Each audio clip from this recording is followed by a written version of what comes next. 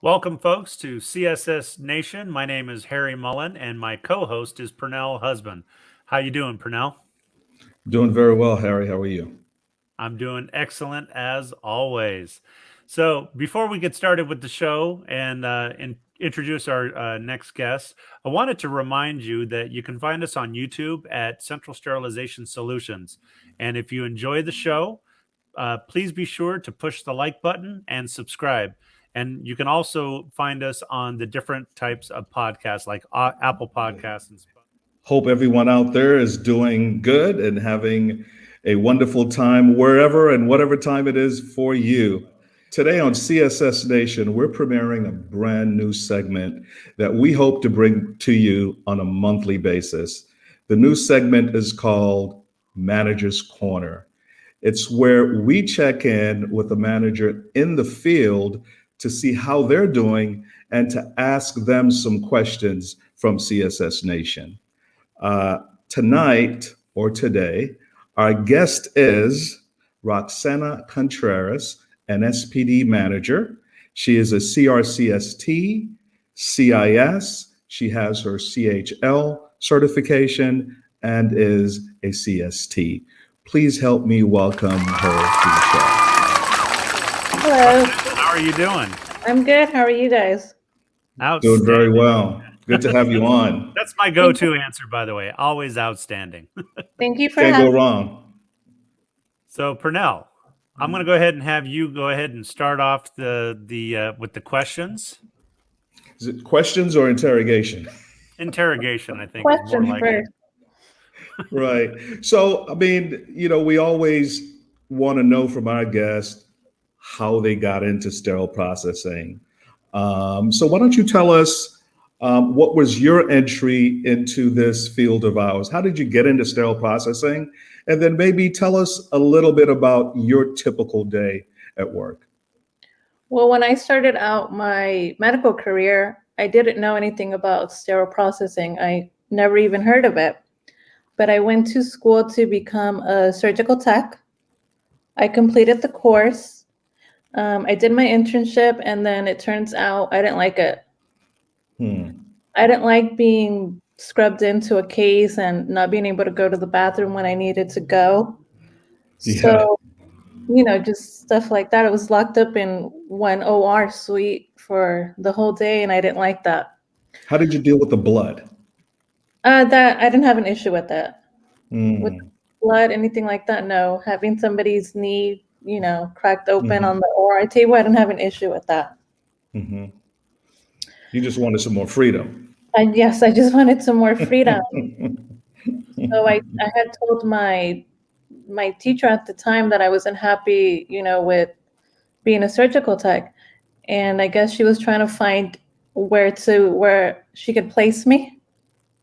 So in the meantime, I ended up in sterile processing, and that's And where here it all you are. started. And here I am, Wow, eight wow, years wow. later. 8 years later. Mhm. So 8 years ago, and today, what are you doing in the field? Well, right now, I'm an SPD manager. That's right, an SPD manager. And what would a typical, and I know we know there's no one typical work day, but if you had No to such break thing. down, yeah, a typical work day for you, when do you start? What are major milestones in the day, so on and so forth for you? So I usually start my day. I get there around 6:45, and I'll go upstairs and I'll huddle with the charge nurse, and we'll review the schedule for the day, any turnarounds, loaners. Is everything ready to go for 7:30?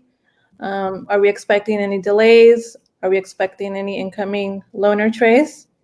And Mhm. we'll have an open communication in regards to what's going to be the game plan for the day. Gotcha. Very And cool. then Okay. from there I'll go downstairs to the department and I'll meet with the staff at 7 o'clock for a huddle, just to review same thing, just what to expect for the day, what are we going to turn around. Very cool. Gotcha.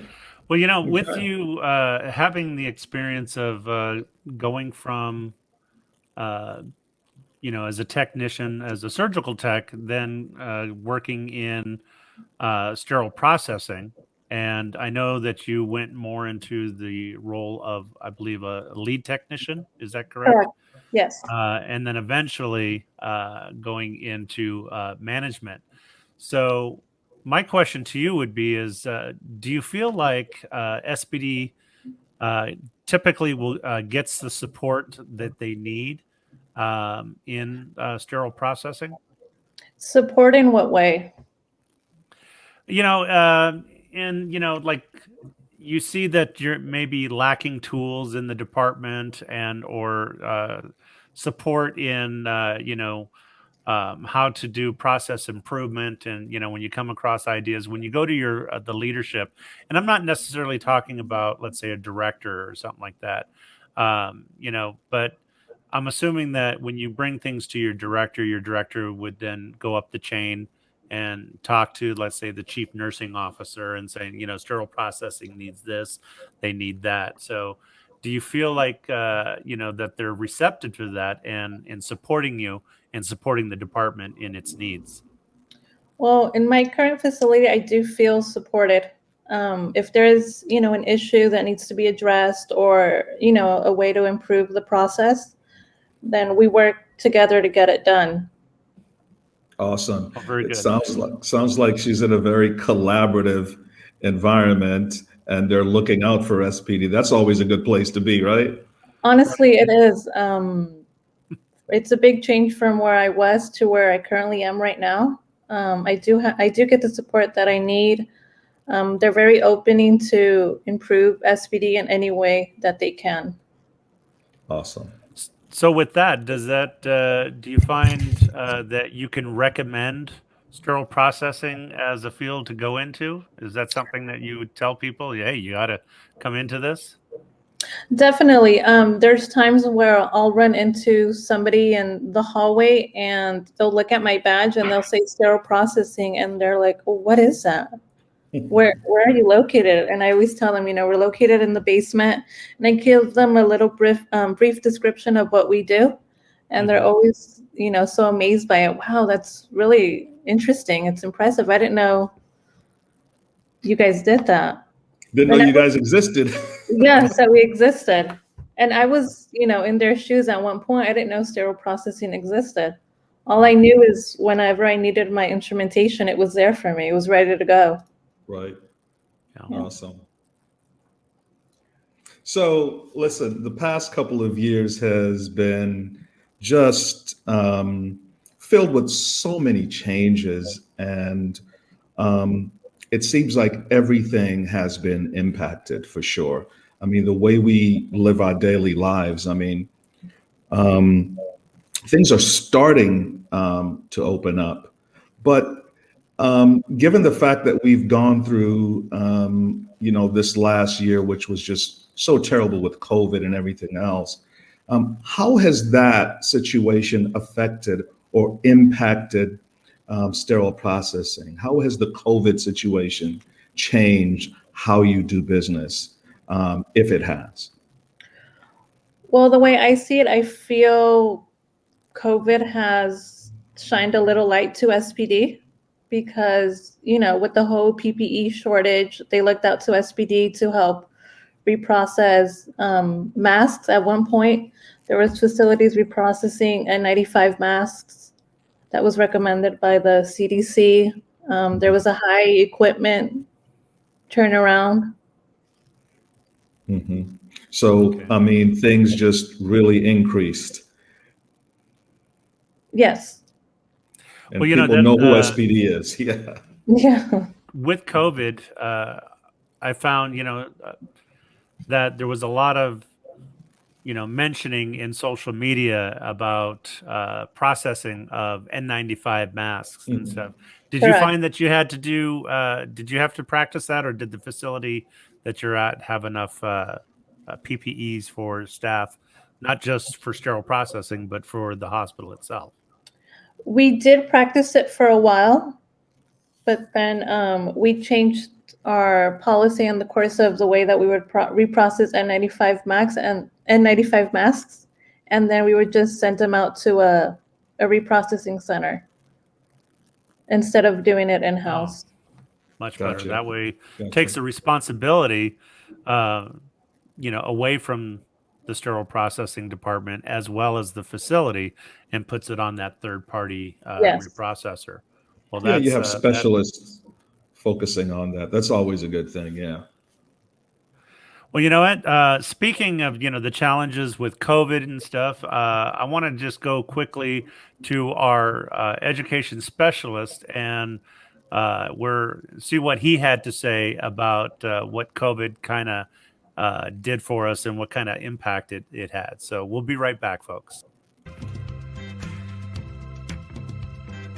The job market right now is, I feel, much better than it was even when I went in. As the result of the COVID pandemic that we've had, our profession has been even under more spotlight and given even more of an opportunity. We're infection control, we're infection preventionists, and breaking the chain of infection and destroying viruses is our job, and it's what we're trained to do as professionals. That field is going to keep growing and growing. The sterile processing field is a great way to come into the hospital setting. Again, you're coming right into the operating room.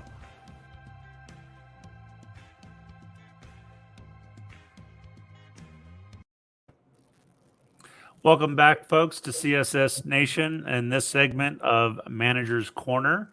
Again, my name is Harry Mullen. We have my co-host Pernell husband, and again, welcoming our guest, a young manager in sterile processing, Roxanna Contreras.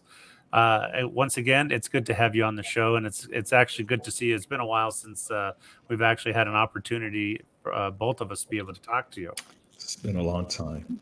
It has. I think the last time I saw you, Harry, was in the conference in Vegas. Yes. Yeah, so it seemed like it was. I actually, where you and several other technicians just allowed me to just talk and talk and talk. Yes. Now everybody had He'll do questions, that. but and it was like I felt like a rock star. Actually, it's like had You my are a little, rock star. had my groupies all around me, and guys and gals just hanging on every word about sterile processing. Bated breath. So, anyways, in the last segment that we before the commercial, we were talking about the challenges that COVID had brought up, and so that speaking of challenges, I wanted to ask you, what do you find to be your most challenging aspect of your job, your day-to-day job? So, what is it when you come into work that continuously has hit you during your career that you would like to see changed? Well, equipment, upgrades in equipment, especially in the decontamination area.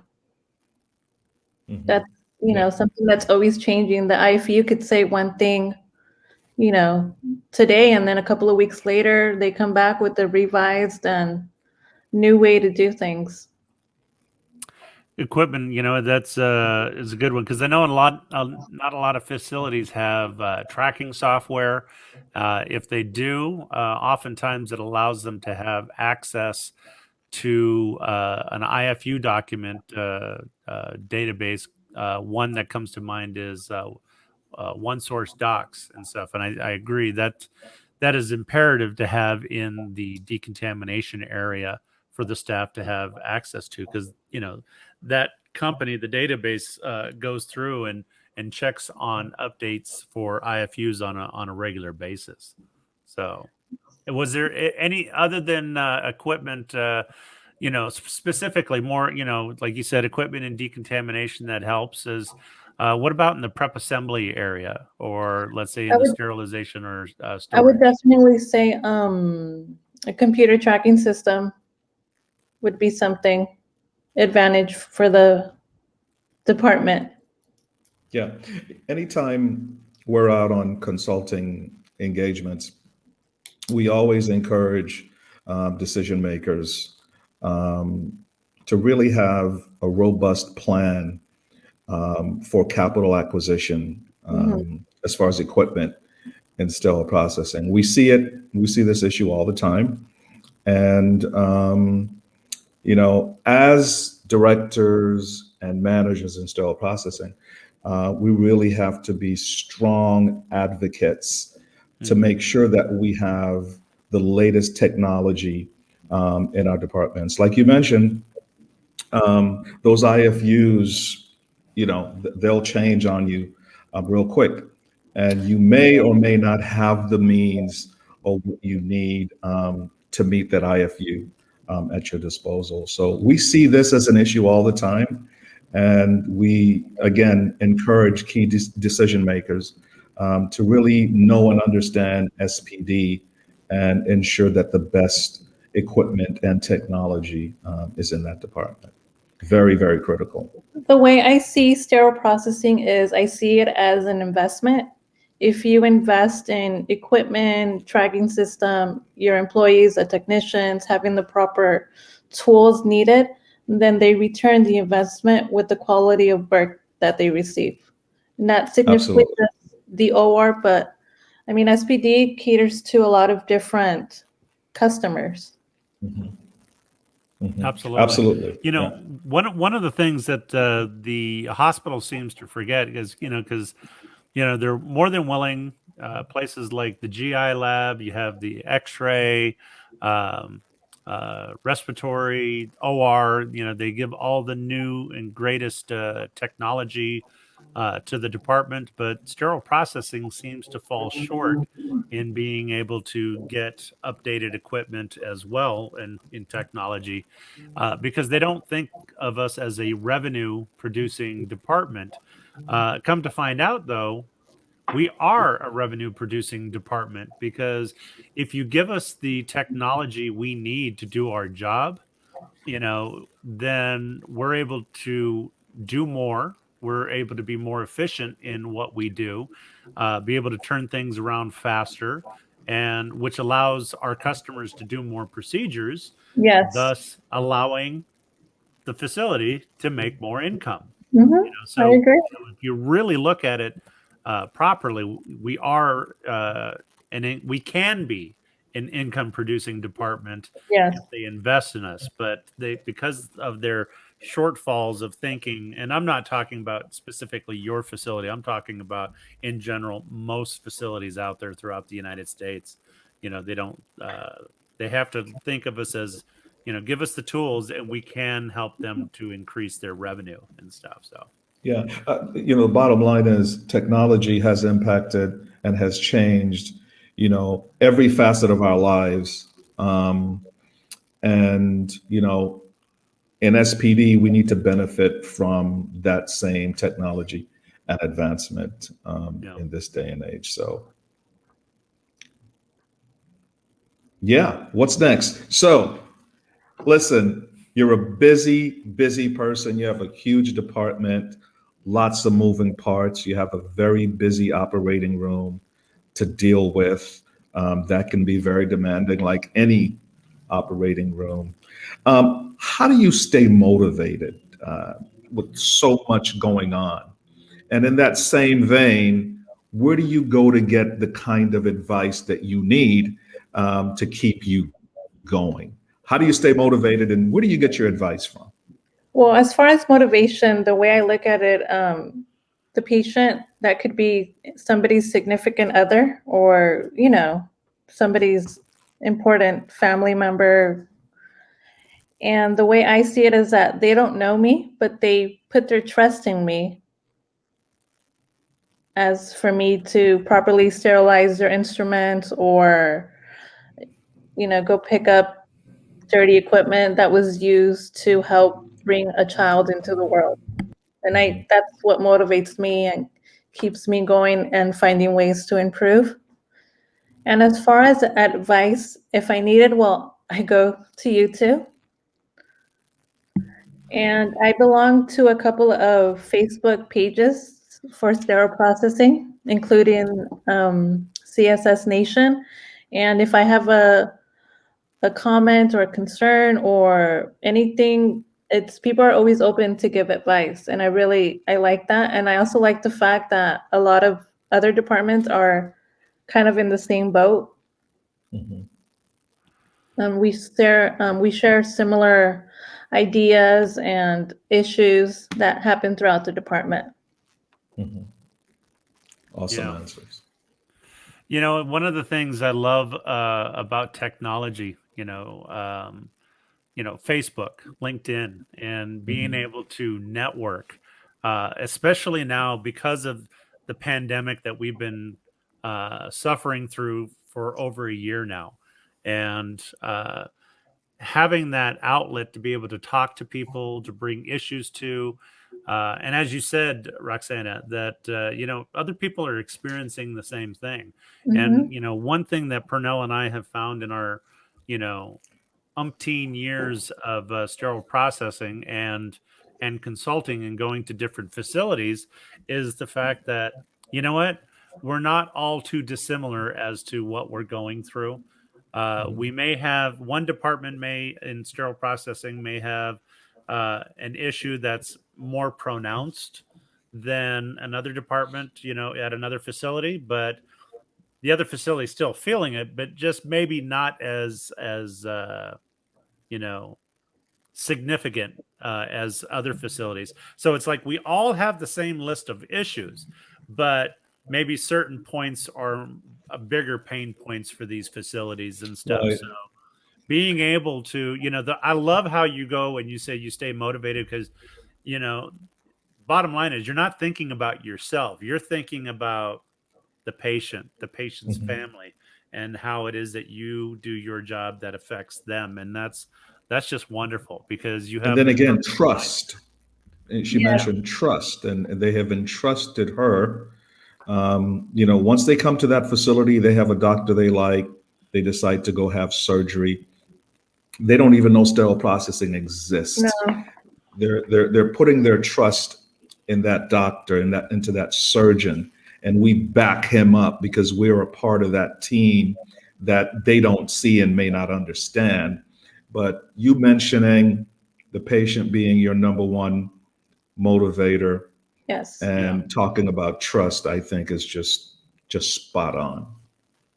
And one more thing I'd like to add for the networking. A lot of us are experiencing right now the wrap shortage that is going on throughout the whole nation.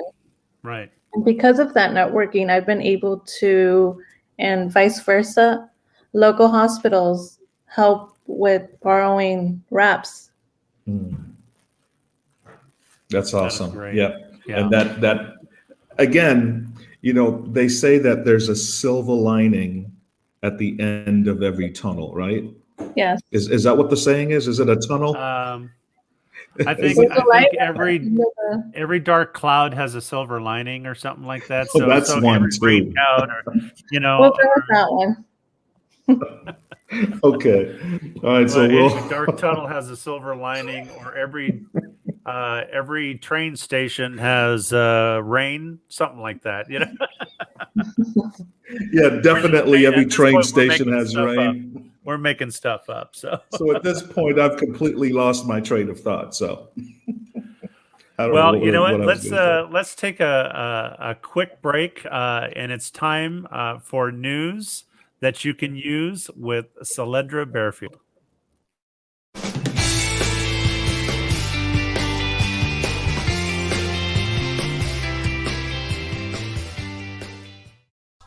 Welcome to the news with Eye on Sterile Processing. This is Soledra Bearfield. This news comes to you from Harvard Business Review. Lead through uncertainty. Uncertainty is unavoidable. As a manager, you need to be prepared to lead your team through murky waters, but doing so requires getting in the right mindset yourself. Here are 6 tips to help you shift your perspective. 1. Embrace the discomfort of not knowing. Move from a know-it-all to a learn-it-all mindset. You don't need to have all the answers. 2. Distinguish between complicated and complex issues. They require different solutions. 3. Let go of perfectionism. Instead, aim for progress. Expect mistakes and recognize that you have the ability to continually course correct as needed. 4. Resist the urge to oversimplify and come to quick conclusions. Take a disciplined approach to understanding both the complexity of the situation and your own biases. 5. Don't go it alone. Connect with your peers who have their own set of experiences and perspectives to draw from. 6. Zoom out. Taking a broad, systematic view of the issues at hand can reveal unexamined assumptions that would otherwise be invisible. Well, again, this is Ion Sterile Processing with Cylindra Barrefield. I hope you find this information valuable and you continue to go out there and be great. Thank you. Well, I want to thank Cylindra for that bit of news that she always sends to us. It's always good to hear from her. So to continue on with our show, again, we're talking to Roxanna Contreras, who is a young manager, who's been a manager now, you said, coming up on 3 years. 3 years in October. Years in Wow, October. that is awesome. That is And a has milestone. been in the peri-op arena to include sterile processing for 9 years. Yes.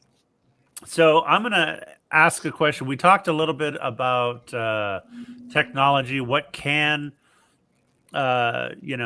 you use and to help out in your department? So my question to you is, first of all, do you have any current technology? I know you probably have some computers and stuff in the department, and so my question to you is, with whatever technology you do have, how do you use it within the department to help things run smoothly? Well, mainly the technology that we frequently use is OneSource. So anytime we get a new instrumentation, a new loaner set, we'll look up the IFU. Yeah. That's a big Now, one. how Yeah. have you been finding OneSource? I mean, we all know the service really well. It's a subscription model, IFU database. Do you like it? How does it work for you? Does it have what you're looking for? Well, I've noticed recently that they updated their website, and Mhm. bravo to whoever was in charge of that, because they've made it way easier, more user friendly to be able to find what you need. Mhm. All you have to do is just type in the part number and it pops up. Good. Very Yeah. nice. I mean, you used to have to know the part number, a description.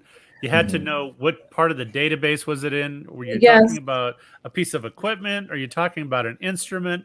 Right. and it Did you one have for the name of the specific. manufacturer? Yeah, You had all exactly. this stuff, and Mhm. I agree. When I Come a first long saw way.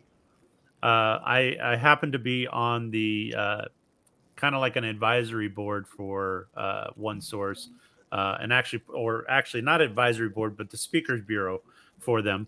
And so they brought in all the technicians and managers who were on the speakers bureau to introduce the new OneSource. And at first, I was like, I don't know if I like it. But then I had an opportunity at a facility that I was consulting, and I was asking the staff, "Do you know how to use it? Do you have OneSource?" They go, "Yes, we do." And so I actually was able to sit down and because I'm an old creature of habit. So if you change the look, it messes me up. But then as soon as I sat down to actually start using it, I'm like, oh my goodness, this is so much easier. It really It is is. Like you changed for said, the just the better. part number, and boom, it Mm-hmm. brings it up, and it also brought up other manufacturers. So it's like, well, here's comparative. You have this is what the item you're talking about, and then you could also say, well, what other manufacturers make the same item? Yeah. Yeah. And again, Harry, going back to technology, I mean, they're constantly improving and they know that they have to make their database better and their user interface better and more intuitive. And again, going back to sterile processing, the same is happening with washers. They're becoming more efficient. They're using less water. The cycles are getting faster. And if cycles are faster, you can process faster, turn things around quicker. But if you don't have the most up to date technology in your department as far as washer decontaminators and Right. sterilizers, you're impacting your productivity. You just are. See, and So, that's part of the investment that we talked earlier about. Even if you invest in, newer washers, you're able to mhm, process trays a lot faster, Absolutely. increase your Yeah. productivity, your turnaround rate. Yeah. Well, not just I always like to talk about Steris, but Steris is not the only one who's done this. But so speaking of washers, they're cart washers where Mhm. it used to be you could just put a rack in there that had basins or containers and stuff. But then they upgraded it, in the last several years that you have a special rack that it actually turns it into. So if one of your actually instrument washers break down, you can actually put your instruments in the cart washer and it has an instrument cycle. So as soon as you put that special rack in there, the washer already knows you've got instruments in there. So you just push start and it just does the instrument cycle Nice and has option to all the have. same. Funny you mentioned Really that. nice. I was actually looking something like that today online, similar to what you just mentioned. Yeah, and again, it helps with the throughput and stuff. So That's the Mhm. key. the old washers, cart washers, just take. I remember the very first washer that I ever dealt with, Western Medical Center in Santa Ana, and then after that, Mhm. Kaiser in Anaheim. Those washers would run 45 minutes to an hour, and now they have, they do the same job in such a shorter time. And so if you're able to put through more carts through and then instruments, again, your efficiencies just Yeah. go through the roof. And again, And allowing us to be a source of income for the Yes. facility absolutely. because they can do more procedures and stuff. So Absolutely. So, with everything going on in your world, and we just again talked about how complex sterile processing is, technology, people, deadlines, lots of demands by different departments on your staff. What are your thoughts on customer service? What is your approach towards customer service in this hectic world of sterile processing? I think SPD deals with a lot of different customers. It's not necessarily just the surgeon being our customer, but we have the patient who's our customer, the surgeon, the surgical tech, the OR nurse, labor and delivery, ER, ICU. It just shows to me how important SPD is throughout the whole facility. Critical, right? Critical, important. It's the heart of the hospital. Mhm, mhm. so how And do you when approach when like service recovery, there's an issue with an instrument. It may not necessarily be the OR, like I said, it could be the labor and delivery, could be the mhm, emergency room. So, what's the process that you go through in dealing with the customer to fix the situation or to work through, a problem for that service recovery? So first, I listen to what it is that they're saying and how they're saying it, and if it's a process improvement, an education improvement, how can I help, and how can you help me to better the situation? I Very like that good. approach. You can't not go wrong with listening, which most people don't do very well. Somebody comes at you with a complaint, yeah, all ears, because again, if you're listening attentively and correctly, it's going to help direct you in where you need to go. Like you were saying, is it an education issue? Do people just need to brush up on what it is they're doing? We talk about customer service. We talk about dealing with our customers, whether it's the surgeons, the patients, but you know what?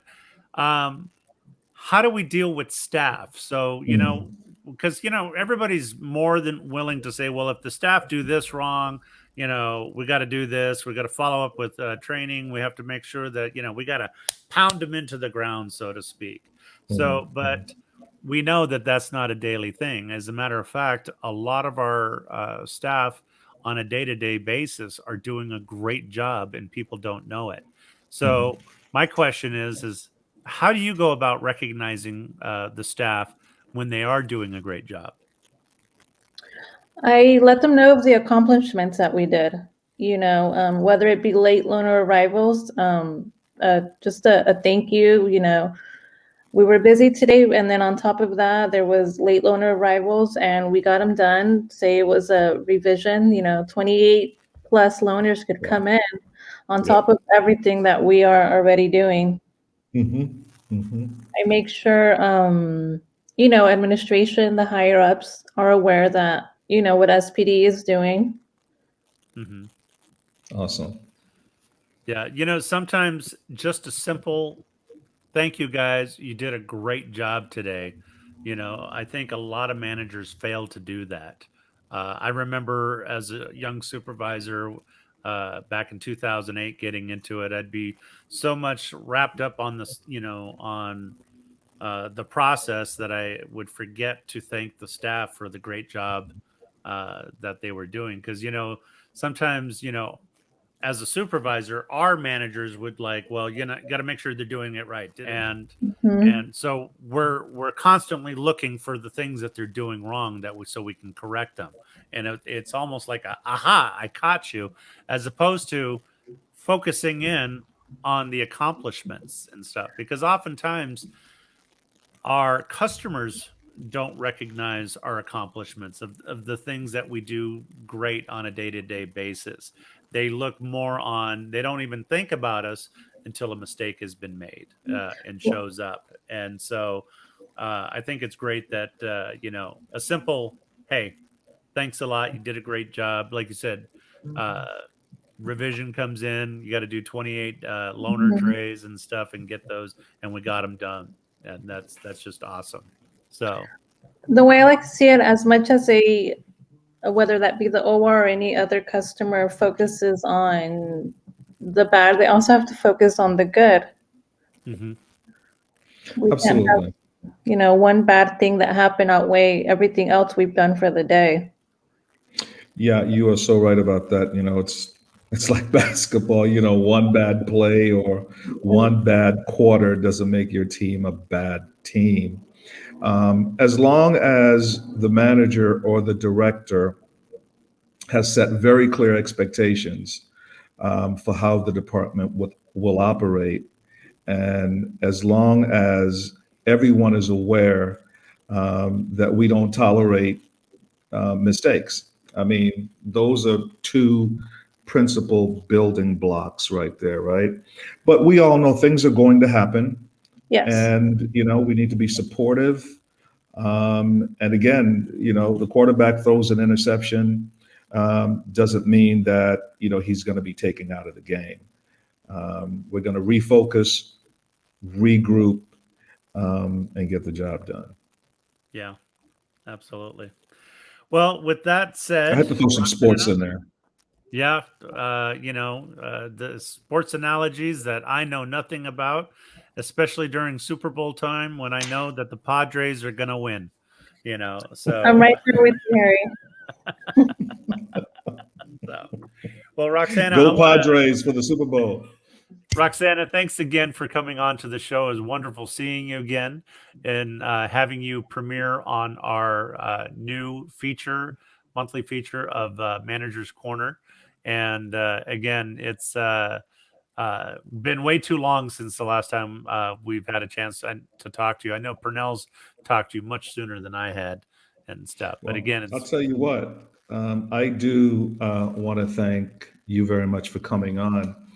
But I also want to say that having known you some and having known a little bit about your history, I just want to say how incredibly proud I am of what you've done and how far you've gone so far in your career in such little time. I always knew that you would shine bright. And, I haven't had the opportunity to say to you how proud I am of what you've done and what you've become. Best of luck with the rest of your career, and you make us all proud. Well, I want to say thank you for having me. I'm honored to be on Manager's Corner. I do appreciate it. This was fun. Thank you. Awesome. You're welcome. And remember, we're always here for you. So, to help you keep motivated and to give advice. I have, you know me. You give me an inch, I'll take a mile when it comes to talking. Thank you. Thank you. I appreciate it. Thank you both. Thank You're you. welcome. Thank you. Well, Pernell, another episode down. What did In the you think? can. It's in the I can. think it's always good to check in with managers and directors and see how they're doing and see what's going on with them. This was our first Managers Corner feature, and I thought it was a tremendous success, Harry. Great guest. Yeah, I agree. Absolutely agree. And so my last question to you is, any last words? We'll be back.